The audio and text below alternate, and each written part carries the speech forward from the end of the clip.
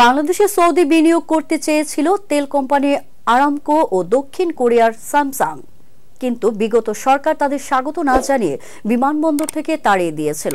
এমন তথ্য দিলেন অর্থ উপদেষ্টা। সৌদি রাষ্ট্রদূত অভিযোগ করেছেন, বিদেশি বিনিয়োগকারীদের পথে বাধা তৈরি করত আওয়ামী লীগের প্রভাবশালীরা।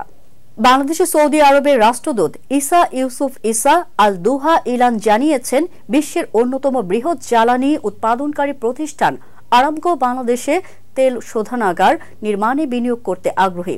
তবে তিনি অভিযোগ করেছেন যে 2016 থেকে 2018 সালের মধ্যে আরামকোর উচ্চ পর্যায়ের প্রতিনিধি দল বাংলাদেশে এলেও তাদেরকে স্বাগত জানানো হয়নি। রোববার পররাষ্ট্র মন্ত্রণালয়ে সৌদি বাংলাদেশ অর্থনৈতিক সম্পৃক্ততা বৃদ্ধি প্রবণতা, মূল চ্যালেঞ্জ এবং দীর্ঘমেয়াদী সম্ভাবনা শীর্ষক একটি প্রতিবেদন প্রকাশ উপলক্ষে আয়োজিত আলোচনা সভায় এসব কথা বলেন তিনি।